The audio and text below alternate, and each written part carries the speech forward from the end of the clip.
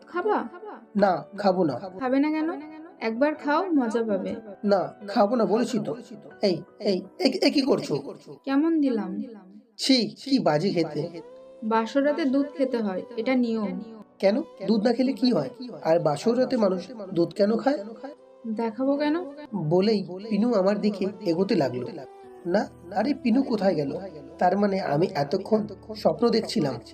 ও ভগবান! কলেজের ক্লাস শেষে বের হতেই দেখি আকাশ ঘন কালো মেঘে ছেয়ে গেছে। মনে হচ্ছে প্রচন্ড বৃষ্টি হবে।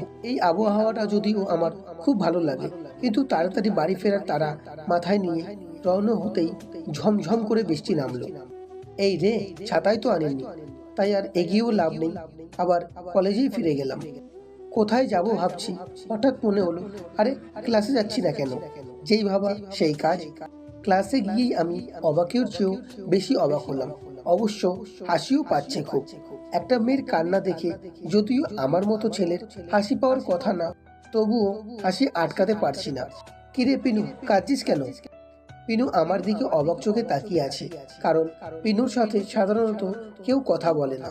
টানা 2 বছর একসাথে ক্লাস করার পরেও আমিও ওর সাথে কোনোদিন কথা বলিনি। অবশ্য বড় লোকের মেয়ে বলে অনেকে ওর সাথে ভাব জমানোর চেষ্টা করে, কিন্তু তারা কেউই ওর ভালো বন্ধু না। জানিস সূর্য, আমাকে না রাজ অনেক বাজে বাজে কথা শুনিয়েছে। আমি এখন কি করব বলতো? এতক্ষণে আমি পিনুর কান্নার অর্থ খুঁজে পেলাম। রাজ আমাদের ক্লাসের সবচেয়ে স্মার্ট ছেলে। কথাবার্তায়, চলচলনে কেউই ওর সমান হতে পারে না। এমনকি সে অনেক ধনীও। আমি কলেজে সেই প্রথম দিন থেকেই দেখছি পিনু রাজের পেছনে ঘুরঘুর করছে। রাজ ওকে পাত্তা তো দিচ্ছেই না, উল্টো জানায় তাই বলে যাচ্ছে। ইচ্ছে মতো ওকে দিয়ে এটা ওটা করিয়ে নিচ্ছে। ক্লাসের যতই অ্যাসাইনমেন্ট আছে সব তো পিনুই ওকে করে দেয়। তারপরেও মেয়েটাকে বাজেভাবে গালিগালাজ করে। শুধু পিনু বোকাশোকা আনস্মার্ট একটা মেয়ে বলে সহ্যও করে। রাজ পারেও বটে। রাজকে অবশ্য দোষ দেওয়া যায় না। ও আমাদের ক্লাসের সবচেয়ে সুন্দরী মেয়ে অর্পাকে পছন্দ করে। অর্পা আর রাজকে প্রায় একসাথে ঘুরতে, আড্ডা দিতে দেখা যায়। তারপরেও পিনু হাল ছাড়েনি। কি বললো রাজ তোকে আজকে? আমি আজকে রাজকে আমার মনের কথা আর আমার ফিলিংসের কথা সব বলেছি, কিন্তু ও আমাকে কি বললো জানিস? বলে আবার ফোপাতে শুরু করলো পিনু। আরে বল না, এত নাটক করছিস কেন? ও বলছে, কোনোদিনও প্যাঁচা দেখেছো? আয়নায় গিয়ে দেখো, তাহলেই দেখতে পাবে বলে ও আর ওর বন্ধুরা সবাই মিলে হাসাহাসি করেছে। এই বলে পিনু আবার কাঁদতে শুরু করলো। আমি ওর দিকে তাকিয়ে হাসিটা চেপে বললাম, আসলে কি হয়েছে জানিস? আমরা সবাই সবসময় সোনার হরিণের পেছনেই ছুটতে থাকি, যা আমাদের কোনোদিনও হবে না বা হবার নয়। তার দিকেই হাত বাড়াই আমরা, যাকে আমরা কখনো ধরতে পারবো না। আমাকেই ধর, আমি কলেজের প্রথম দিন থেকেই অর্পর উপরে ক্রাশ খেয়েছিলাম। তারপর আস্তে আস্তে যখন দিন গেল, তখন নিজে থেকেই বুঝলাম ওর পেছনে ছুটে কোনো লাভ নেই। তাই তো এখন আর ওকে নিয়ে কোনো ফিলিংস কাজ করে না। কিন্তু আমি যে রাজকে সত্যিই খুব ভালোবাসি, আমি ওকে ছাড়া কিছু ভাবতে পারি না। আমি আর হাসি চেপে রাখতে পারলাম না। হাসতে হাসতে বললাম, তাহলে তো তোকে ম্যাডাম ফুলির মতো চেঞ্জ হতে হবে। অর্পার মতো না হলে তো আর রাজ তোর দিকে ফিরেও তাকাবে না। আমার কথায় দেখলাম পিনুর চোখ চকচক করছে। আমাকে জিজ্ঞেস করলো, কিভাবে নিজেকে চেঞ্জ করব বল না। আমার হাসি এবার আর থামছে না। মেয়েটা আমার মজাকেও যে সত্যি ভাববে তা কে জানতো। কতক্ষণ হাসার পর খুব সিরিয়াসলি লুক নিয়ে বললাম, তোর গেট আপে চেঞ্জ আনতে হবে। তোর এই খ্যাত মোটা ফ্রেমের চশমা আর এই অতি সাধারণ লুক সব বদলাতে হবে। আমি এবার পিনুর দিকে ভালো করে তাকিয়ে বললাম, তোর চেহারা তো ঠিকই আছে, গায়ের রঙও ভালো, কিন্তু তুই একটুও সাজিস না। আর এত লম্বা চুলে বেনি করিস কেন? আসলেই তুই একটা খ্যাতের ডিব্বা। আচ্ছা, এগুলো চেঞ্জ করার জন্য কি কি লাগে? আমি এবার আরো সিরিয়াস লুক নিয়ে বললাম, সাইকিয়াট্রিস্ট আর ফ্যাশন ডিজাইনার। এবার আমার হাসি আর কোনো বাধাই মানলো না। আমি হো হো করে হেসে উঠলাম। সাইকিয়াট্রিস্ট আর ফ্যাশন ডিজাইনার কি করবে? ওরা তোর এই বোকা বোকা ভাব আর বোকা বোকা চেহারা চেঞ্জ করবে, বুদ্ধ কোথাকার। বৃষ্টি থেমেছে, তাই আমি ওখানে বসে থেকে মেয়েটার বোকা বোকা কথা আর শুনতে চাইলাম না। পিনুকে ওখান থেকে বোকার মতো চিন্তিত অবস্থায় বসিয়ে রেখেই আমি হাসতে হাসতে চলে এলাম। কয়েকদিন পর পিনু এখন আর রাজের পেছনে নয়, বরং আমার পেছনেই ঘুরছে, আর সবাই আমাদের দিকে তাকিয়ে হাসছে। আমার মনে হচ্ছে আমি উট পাখির মতো গর্তে মাথা দিয়ে মাটি চাপা দিই। কি যে করব কিছুই ভেবে উঠতে পারছি না। ক্লাসের সবাই ভাবছে পিনু এখন রাজকে ছেড়ে আমাকে ধরেছে। সুমন্ত সরাসরি বলেই বসলো, সূর্য, তোর তো দারুণ লাভ হয়েছে রে বন্ধু। কেন দোস্ত? আরে ভাই, আগে মিষ্টি তো খাওয়া। কারণ না বললে মিষ্টি খাবো কিভাবে? আরে বেটা, তুই এত ধনী একটা মেয়ে পটাইলি, এখন তো তোর সোনাই সোহাগা। ধনী আবার কে? আরে আমাদের ক্লাসের মোটা চশমা পিনু। ফালতু কথা বাদ দে, আমি গেলাম। বলে না হয় ওর কাছ থেকে ছোটা গেল, কিন্তু ক্লাসের বাকিরা, ওদের কাছ থেকে কিভাবে পালাবো? কি বলবো ওদেরকে? আজকে আবার পিনু আমার কাছে এসেছে। আজকে আর পালালাম না, যা হয় হবে। ওর মুখোমুখি হলাম। কি চাস তুই? এতবার তোকে ডাকি, তোর কি কানেও ঢোকে না নাকি? কানে কি তুলো দিয়ে রেখেছিস? আমি কানে ভালোই শুনি। কি বলবি সরাসরি বল। সরাসরি বলার জন্যই তো তোর পিছনে এতদিন ঘুরছি। আরে বল না। তুই যে সাইকিয়াট্রিস্ট আর ফ্যাশন ডিজাইনের কথা বলেছিলিস, বিষয়টা একটু খুলে বল। আগে বল, আমি তোকে তোর এই ব্যাপারে সাহায্য করলে তুই আমাকে আমার ব্যাপারে সাহায্য করবি তো? শোন, আমি যেটা এতদিনে বুঝেছি তা হলো তোর সবকিছুতেই স্মার্টনেসের অভাব আছে। তোর চলাফেরায়, কথাবার্তা চেঞ্জ আনার জন্য একটা সাইকিয়াট্রিস্ট আর একটা গেট আপে চেঞ্জ আনার জন্য ফ্যাশন ডিজাইনার লাগবে। এটাই আমি তোকে সেদিন বলেছিলাম। কোনো মতে একটা কিছু পিনুকে বুঝিয়ে দিলাম, কারণ আমার এখন দরকার ওর কাছ থেকে দূরে থাকা আর ক্লাসমেটদের বিরক্তিকর হাসির থেকে বাঁচা। পিনু আমার কথা শুনে বলল, আমার পরিচিত একজন সাইকিয়াট্রিস্ট আছে, কিন্তু ফ্যাশন ডিজাইনার কোথায় পাই? এবার আমি আমার পকেট থেকে আমার চেনা জানা এক দিদির কার্ড বের করে পিনুর হাতে ধরিয়ে দিলাম। আমার চেনা জানা সবার কার্ড আমি সবসময় আমার পকেটেই রাখি। পিনু আমার দিকে তাকিয়ে একটু হাসলো। আমি এতদিনে ওর হাসি দেখে অবাক হয়ে তাকিয়ে রইলাম। মেয়েটার হাসিটা তো খুব সুন্দর, একেবারে যেন বুকে গিয়ে বিঁধেছে। আমি পিনুর দিকে মুগ্ধ হয়ে তাকিয়ে আছি, হঠাৎ শুনলাম, কিরে, কিছু বলছিস না যে? কি বলবো? জিজ্ঞেস করেছিলাম তোকে কি ব্যাপারে যেন সাহায্য করার কথা বলেছিলি। ও হ্যাঁ, কাজটা হলো এই 1 বছর তুই আমার সামনে কলেজে আসতে পারবি না। কোনো দরকার হলে ফোনে কথা বলবি, কিন্তু সবার সামনে কথা বলতে পারবি না। দেখছিস তো সবাই আমাদেরকে নিয়ে উল্টোপাল্টা গুজব ছড়ায়, এতে তোরই ক্ষতি হবে। আচ্ছা ঠিক আছে, আর কিছু? আমার জন্য এটুকু করলেই চলবে, বলে আমার মোবাইল নাম্বারটা পিনুর হাতে দিয়ে চলে আসলাম। রাতে হঠাৎ দেখি আমার মোবাইলে অচেনা নাম্বার থেকে মেসেজ এসেছে। তাতে লেখা, তুই কি সত্যি মনে করিস আমি চেঞ্জ হতে পারবো? কেন যেন ওর প্রতি খুব মায়া হলো। মনে হলো মেয়েটাকে সাহস দিই, এই মুহূর্তে ওর সাহসের খুব দরকার। আমি ওকে সাহস দিয়ে মেসেজ পাঠালাম, আমার বিশ্বাস তুই একদিন নিজেকে চেঞ্জ করে খুব সহজেই রাজের মনে জায়গা করে নিবি। তখন দেখবি তুই না, রাজ নিজেই তোর পেছনে ঘুরঘুর করবে। পিনু রিপ্লাই দিল, আমার এই বিপদের সময় তোর মতন একজন ভালো ফ্রেন্ডের সাহসী আমার খুব দরকার ছিল রে। এর পরের দিন থেকে অবাক হয়ে লক্ষ্য করলাম ক্লাসে স্যার পিনুর রোল ডাকলে একটা বোরকা পরা মেয়ে অ্যাটেন্ডেন্স দেয়। বুঝলাম আমার সাথে যাতে দেখা না হয়, তাই পিনু বোরকা পরা শুরু করেছে। আমি সেদিন বাড়ি ফিরে অনেক হাসলাম। এত সহজ সরল মেয়ে আসলে আমি এই পর্যন্ত আগে কখনো দেখিনি। এর কয়েকদিন পর দেখি পিনু আর কারোর সাথেই মিশছে না, সবার থেকেই আলাদা হয়ে চলেছে। তিন্নি ওর খুব ভালো ফ্রেন্ড। ওকে জিজ্ঞেস করতে ও বলল, ওই ম্যাডাম ফুলির কথা বলছি। ওকে তো এতদিন আমরা ভালো মতন চিনতেই পারিনি যে ও এত দেমাগি। কি হয়েছে জানিস? কি হয়েছে? পিনু সেদিনকে এসে আমাদেরকে বলছে ও নাকি নিজেকে চেঞ্জ করে ম্যাডাম ফুলি হবে। আমরা আর কি বলবো, হাসতে হাসতে গড়াগড়ি খাচ্ছে। বললাম যা কখনো সম্ভব নয় তা করার চেষ্টাও করিস না। আয়নায় গিয়ে নিজের চেহারা দেখেছিস? ও তখন কি বললো জানিস? কি বললো? ও বলল যে আমরা নাকি কেউ ওর দুঃসময়ের বন্ধু নয়, বলে কাঁদতে কাঁদতে চলে গেল। আমি তিন্নির কথা শুনে দীর্ঘশ্বাস ফেললাম। বুঝতে আর বাকি রইল না পিনু নিজেকে পরিবর্তন করার জন্য সবকিছু বিসর্জন দিচ্ছে। কেন যেন এই ভেবে পিনুর জন্য মন খারাপ হতে লাগলো। এখন থেকে ওকে পুরো একাই চলাফেরা করতে হবে। 1 বছর পর, এত তাড়াতাড়ি যে কিভাবে 1 বছর পার হয়ে গেল টেরই পেলাম না। এই বছরটা অনেক ব্যস্ত সময়ের মধ্যে কাটিয়েছি। অবশ্য এই ব্যস্ত সময়ের মধ্যেও বারবার কেন যেন পিনুর কথা আমার মনে পড়েছে। ওর সরলতা, প্রথম খেয়াল করা সেই মিষ্টি হাসি, ওর বোকা বোকা কথা, সবকিছুই বারবার মনে পড়তে লাগলো।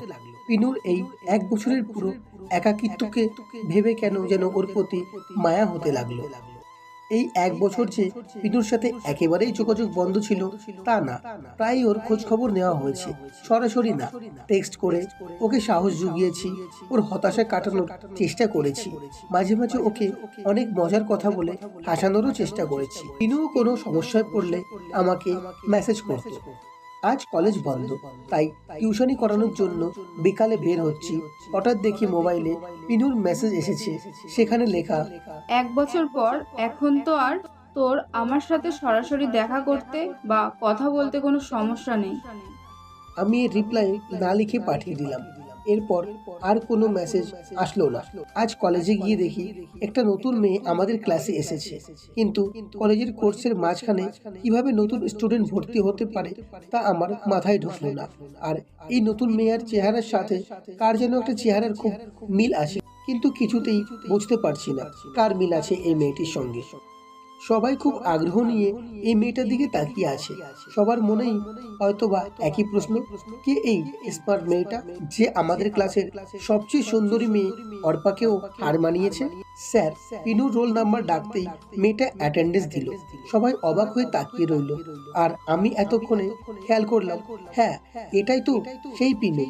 ও যাই চেঞ্জ করুক, ওর তো চেহারার কোনো পরিবর্তন হয়নি। ক্লাস শেষে আমি বের হয়ে যাচ্ছি, দেখি পিনু আমাকে পেছন থেকে ডাকছে। এই সূর্য, একটু দাঁড়া। আমি পেছন ফিরে বললাম, কি বলবি বল। আমি তোর সাথে বাড়িতে যাব, আমাকে বাড়িতে পৌঁছে দিতে পারবি না? আমি চারদিকে তাকিয়ে দেখলাম আজকেও সেই 1 বছর আগের মতোই সবার দৃষ্টি আমার দিকে, কিন্তু এখন আর সেই দৃষ্টিতে বিদ্রুপ নেই, আছে হিংসা। আমি পিনুকে কিছু বলতে যাব, সেই মুহূর্তেই দেখি রাজ পিনুকে ডাকছে। পিনু প্রায় না শোনার ভান করে আমাকে টেনে নিয়ে সেখান থেকে চলে যায়। এর পরের দিনগুলো থেকে দেখা গেল পিনু সারাক্ষণ আমার সাথেই থাকে। ক্লাসের সবাই এখন ওকে ফ্রেন্ড বানাতে চায়, ওর সাথে মিশতে চায়, কিন্তু কাউকেই পাত্তা দেয় না সে। এর মধ্যে অনেকে ওকে প্রপোজও করে ফেলেছে, কিন্তু সারাক্ষণ আমার সাথে আঠার মতো লেগে থাকে। আর সবাই আমার দিকে হিংসুটে চোখে দেখে। আমার অবশ্য ভালোই লাগে, কেন যেন মাঝে মাঝে মনে হয় ও যদি সবসময়ের জন্য এভাবেই আমার সাথে আঠার মতো লেগে থাকতো, কিন্তু পরক্ষণে নিজেকে সামাল দিই, এটা কখনোই হওয়ার নয়। একে তো আমি মধ্যবিত্ত ফ্যামিলির, তার উপরে আবার রাজের জন্যই পিনু নিজেকে পরিবর্তন করেছে। সে রাজকেই পছন্দ করবে, আমাকে কখনোই সে পছন্দ করবে না। 3 সপ্তাহ পর রাজ এতদিন পিনুকে কিছু বলার সুযোগ পায়নি, কারণ রাজ ডাকলেই পিনু আমাকে নিয়ে প্রায় কোনো রকমে পালিয়েছে। আজকে আর রাজের সহ্য হলো না। পিনুকে বের হওয়ার আগেই রাজ বের হয়ে বাইরে দাঁড়িয়ে রইল। যেই পিনু বাইরে বের হয়েছে তখনই রাজ পিনুর হাত ধরে বলল, চল আমার সাথে। যাবো, কিন্তু আমার সঙ্গে সূর্যও যাবে। বলে আমার হাত ধরে প্রায় টানতে টানতে রাজ যেখানে পিনুকে নিয়ে যাওয়ার কথা সেখানে নিয়ে চলল। তারপর রাজকে বলল, এবারে যা বলার বল, সূর্যকে সামনে রেখেই তোকে বলতে হবে। রাজ আমার দিকে কিছুক্ষণ ক্ষুদ্র দৃষ্টিতে তাকিয়ে থেকে তারপর বলল, আমি তোমাকে খুব ভালোবাসি, তুমি কি আমাকে এখনো আগের মতো ভালোবাসো? রাজের কথা শুনে প্রথম দিকে পিনু না করে দিল, কিন্তু রাজ অনেক কাকুতি মিনতি করার পর পিনু শেষ পর্যন্ত রাজি হলো। আমি এরপর বাড়ি ফিরে আসলাম, কিন্তু এক অদ্ভুত অনুভূতিতে নিজেকে আবিষ্কার করলাম।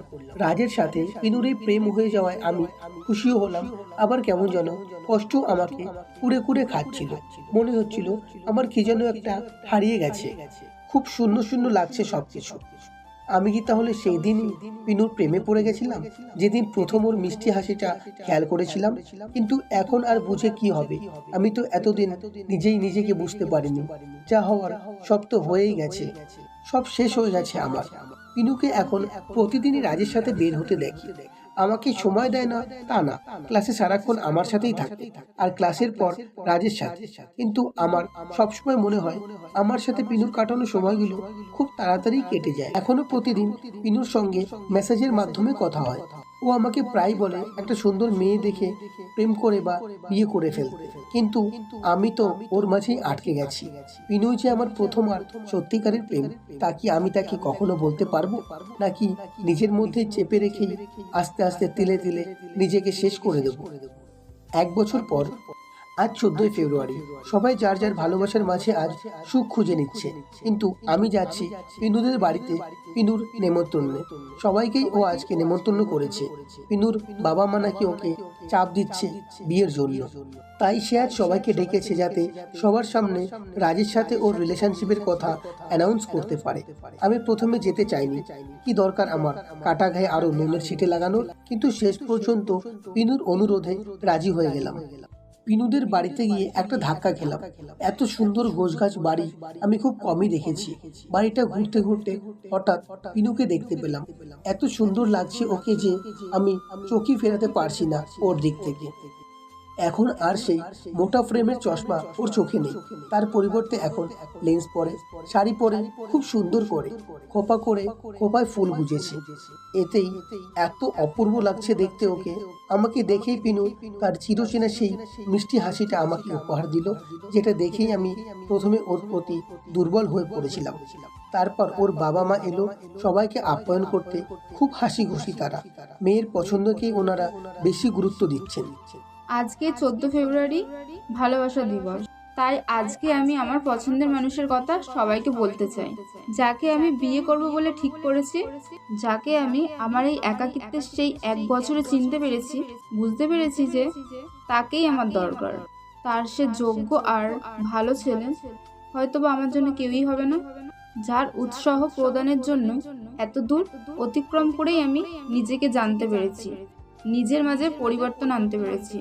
যার হয়তো টাকা নেই কিন্তু মেধা আছে, তার সে উপকারের মন আছে। পিনুর কথাগুলো আমি শুনতে পাচ্ছি কিনা তাও টের পাচ্ছি না। নিচের দিকে তাকিয়ে আছি আর প্রমাদ গুনছি। আর কিছুক্ষণ পরেই আমার পিনু আর আমার থাকবে না। রাজের সঙ্গে সুখের সংসার করবে সে, সাথে থাকবে সুন্দর ফুটফুটে বাচ্চা। আর চিন্তা করতে পারছি না আমি চলে যাব ভাবছি, কিন্তু এখন এতজনের সামনে থেকে কি চলে যাওয়া ঠিক হবে? কেউ জানতে চাইবেন না এত কেয়ারিং সেই ছেলেটাকে? সে হলো আমাদের কলেজেতে আমার ক্লাস পড়ুয়া সূর্য। আমি পিনুর কথা শুনে যেন নিজের কানকেই বিশ্বাস করতে পারছিলাম না, কিন্তু পিনু আমার দিকে তাকিয়ে মিষ্টি হেসে বলতে লাগলো, তুমি নিশ্চয়ই ভেবেছিলে আমি রাজকে ভালোবাসি, কিন্তু তুমি ভুল ভেবেছো। আমি রাজকে ওভাবে ভালোবাসতে পারিনি যেভাবে তোমাকে এই 1 বছর ভালোবাসা শুরু করেছিলাম। আমি যখন থেকে মানুষ চিনতে শিখেছি তখনই বুঝেছি রাজ নয়, তুমি আমার যোগ্য। রাজ কখনোই আমার প্রেমে পড়েনি, পড়েছে আমার স্মার্টনেসের প্রেমে। আর এটা তো রাস্তার বকাটে ছেলেরাই করে, কিন্তু তুমি ছিলে আমার বিপদের সাহস জোগানোর সত্যিকারের বন্ধু। আমি আমার সেই একাকিত্বের 1 বছরেই তোমার প্রেমে পড়ে গেছি। এর বিরুদ্ধে তোমার কোনো অবজেকশন আছে? আমি হাসতে হাসতে মাথা নেড়ে না বোঝালাম। এই বোকা মেয়েটা যে কখন আমাকে ভালোবেসেছে আমি টেরই পাইনি। আর রাজ, সে তো আমার দিকে তার ক্ষুদ্র দৃষ্টি মেলে তাকিয়ে আছে। মনে হচ্ছে আমাকে হাতের কাছে পেলে সে আস্ত চিবিয়ে খাবে। পিনু এসে আমাকে বলল, কি হলো, চুপ করে দাঁড়িয়ে আছো কেন? কিছু তো বলো। আমি আনন্দে কি বলবো খুঁজে না পেয়ে বললাম, তুই আমাকে তুমি করে বললি যে? এখন থেকে তুমিও তাই করবে, কারণ আগামী মাসেই আমাদের বিয়ে হবে। বউকে নিশ্চয়ই ফ্রেন্ডের মতন তুই করে ডাকতে পারবে না, ডাকলে তাও আবার বেমানানো লাগবে। কিন্তু আমি কি তোমাকে সুখী করতে পারবো? সুখ কি শুধু টাকা পয়সা দিয়েই হয়? তুমি আমার আশেপাশে থাকলে আমি এমনিতেই সুখী হব। আর বাবা মা তো আমি যাকেই বিয়ে করি না কেন তাতেই রাজি, কারণ ওনারা আমাকে বিশ্বাস করে আর আমি তোমাকে। আমি কখনোই তোমার বিশ্বাস ভাঙবো না, দেখো, বলে পিনুকে শক্ত করে জড়িয়ে ধরলাম। 3 বছর পর। কি ম্যাজিস্ট্রেট সাহেব, একটু তাড়াতাড়ি বাড়িতে ফিরতে পারেন না? জানেন না আপনি দেরি করে বাড়ি ফিরলে বাবু রাগ করে? অভিমানী গলায় পিনুর কথা শুনে এসে বললাম, বাবু রাগ করে নাকি বাবুর মা রাগ করে? দুজনেই। তাহলে তো রাগ ভাঙাতেই হয়, কিভাবে ভাঙাবো? যদি বাবুর বাবা সারাক্ষণ বাবুর মায়ের পাশে থাকে তাহলে তো দুজনেরই রাগ ভাঙবে। আছি তো, সারা জীবন থাকবো, বলে পিনুর দিকে তাকালাম। পিনু আমার দিকে তাকিয়ে সেই মিষ্টি হাসি হাসলো, যা দেখার জন্য আমি প্রতিনিয়ত ওকে খুশি রাখার চেষ্টা করি। এই 3 বছরে অনেক কিছু ঘটেছে আমাদের জীবনে, আর সবই সুখের ঘটনা। পিনু আমার জীবনে আসার পর থেকে যেন সুখে ভরে যাচ্ছে আমার জীবন।